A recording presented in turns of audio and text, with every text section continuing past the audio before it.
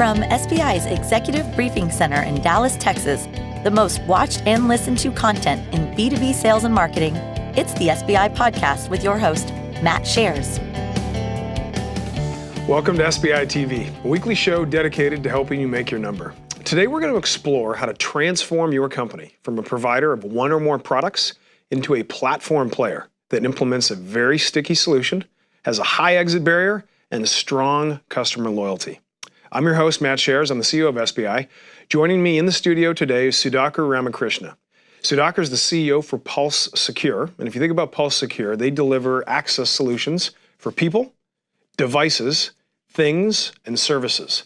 They serve enterprise and service providers of all sizes, and they enhance their productivity, visibility, and compliance via industry-leading network, application, mobile, and cloud access solutions. So Sudhakar, first off, great to see you. Thank you. Welcome to the show. Thanks for having me. And based on my description of what you do and the fact that I ran that drill 5 times, now I want you to translate all those big words that a guy like me doesn't understand. I'd love to hear a little bit more about your background, but talk a little bit about what Pulse does and how the audience should think about Pulse Secure. Sure. Matt, the simplest way I can describe it is for all of us to be productive, we use some form of a device, whether it's a laptop or a phone, etc. On those devices, there are applications, let's say like Outlook, that need to access a backend infrastructure. It could be a server, it could be another application, etc. So what Pulse really does is to help you become more productive. We enable you to use any device at any location to access your backend. It could be a data center, it could be something in the cloud, it could be an application in the simplest possible manner and in the most secure manner possible. So intersection of simplicity and security to enhance productivity, visibility, and compliance is what we do. And we've been doing that for more than 20,000 customers at a time. And Sudhakar, for those who aren't familiar with Pulse, maybe tell the story of Pulse and where it was a few years ago when you and I met and the journey it's been on, because it's really fascinating. Pulse, I would describe it as a young, mature company in the sense that our technology, our base technology has been around for 15 years, never stagnant, constantly improving and innovating. But as an independent company, we have been an independent company for a little over 4.5 years now. We were part of a Juniper division that was spun out. And since then, we have been on a very fast path of expanding our addressable market. In fact, we expanded it from 700 million to 4 billion and growing at about 17 to 20% right now. An employee base that was barely 200 in a single function, which was R&D, to more than 650 people across all functions worldwide. That's incredible. Organic presence in 21 countries and continue to expand and have built a portfolio that is not only addressing the needs of our customers today, but it's very relevant into the future. And then, Sudhakar, tell us a little bit about your background, because I think you've had a fascinating run to the CEO chair. Yeah, I've had a very interesting background, but I'll also say I've had a very lucky background in many ways. Just prior to joining Pulse, I was leading the enterprise and service provider division at Citrix. I came up over the years through the product ranks. I've done networking technology, cloud, security, mobility, etc. across various industries, very large companies, very small companies. So the reason I say lucky is because I've had the good fortune of tasting all the way up and down the stack, so to speak, in sizes of companies, types of companies, etc. But the most important thing that I've been able to gain, I would say, through my experiences, from the very first day in my career, I've had the good fortune of working with customers. So the empathy for an engineer as it relates to a customer was essentially ingrained in me right from the get-go. I think that has been the biggest differentiator, so to speak, at a personal level. Very good. Well, it's great to have you here. I know we've got a great show planned. Thank you. So for those of you that are watching or listening, if you don't want to miss our weekly show, all you have to do to access our content library, if you're an iPhone user, just download the SBI app via the Apple App Store. You search for Sales Benchmark Index. You can use your iPhone notifications to bring your content to you on your commute, on your travel, or during your workout. So Sudhakar and I, we're going to shift. And we talked about the mindset. Now we're going to nice sort of segue into technology, right? And for many of you that are watching, right, once you're on this path of changing mindsets, technology and the organization can be accelerators in this platform journey. So it can accelerate product development life cycles, increase adoption of new messaging, and enable a seamless migration from product to platform.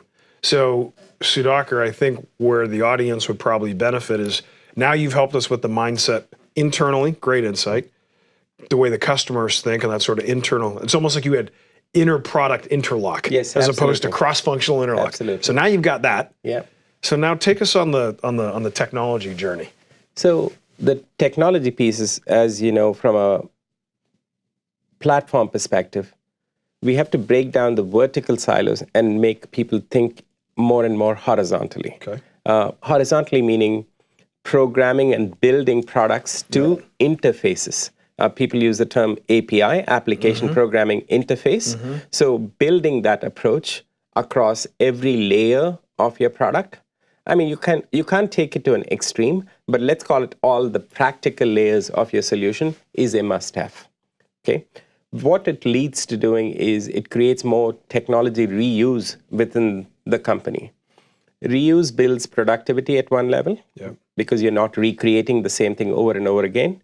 It improves quality because you're not fixing problems in multiple modules, and it reduces cost of innovation, which can then be translated into your customers for competitive purposes. So we basically started orienting everybody more horizontally as opposed to vertically, as again, part mindset, part technology, because mindset is supported now here by technology. That's step one.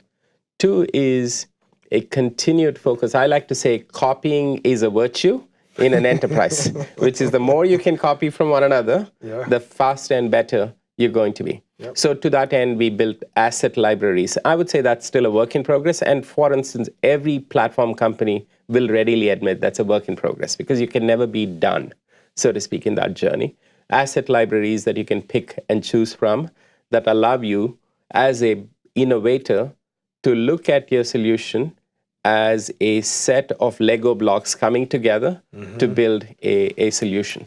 So that's the other technology support that we provided. And then we provided technology support at the back end with regards to sales, marketing, etc., in terms of how we package these things, how we use a single management console to support all the products and solutions as one, etc.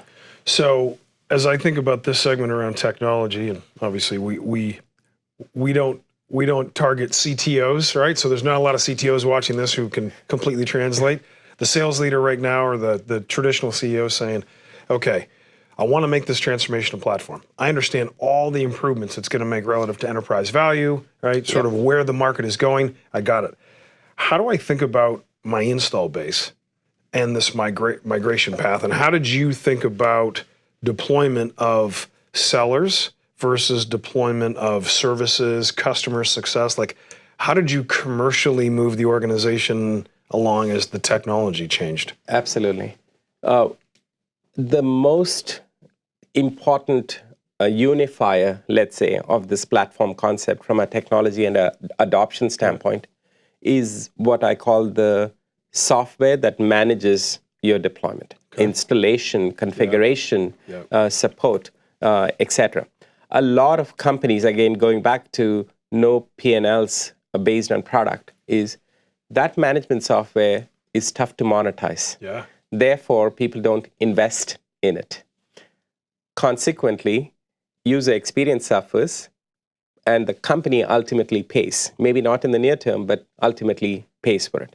So we said that is a very important element of what we do. Granted, you cannot associate a significant revenue stream to it right away. But then through that, we are able to create a significantly better user experience, which will lead to loyalty and improved sales for us. So that is a very important element of what we need to do. Two is leveraging the cloud much more effectively to do upgrades, to understand the utilization of your customers' solutions, proactively troubleshoot them, give them feedback, etc., are all areas of, call it platformization of the business. I like that word. Right? And so we applied those techniques into the mix. And then every upgrade cycle, we try to refactor the deployment cycle and make it simpler. I don't think this is something that you can attack and solve in like one fell swoop, but the incremental mindset that you deliver to the customer is what they care about. Okay. Well, Sudhakar, I can't thank you enough for coming by. That was incredibly educational and inspiring. Thank you. As many try to make this move, but they're not really sure how, you took something that is big and complex, and you broke it down and you made it easy to understand. Not easy to do, but easy to understand. So I really appreciate the contribution. We are super excited about what's going on at Pulse, but thankful to our customers, partners, and all our vendor community out there. Well, the great thing about what Sudhakar and the team have been able to do is, being private equity owned, you think about value creation, and as a CEO, that's your job. You've been able to create a tremendous amount of enterprise value, which is great for everybody along the way. So congratulations, and thanks for coming on. Thank you. Thanks for having me. All right, everybody. As always, I want to thank you, our audience, for tuning in. You always have a choice on where you put your eyes and ears, and I appreciate that you would spend some time with us today. So that's it for today. And as always, I wish you good luck as you try and make your number.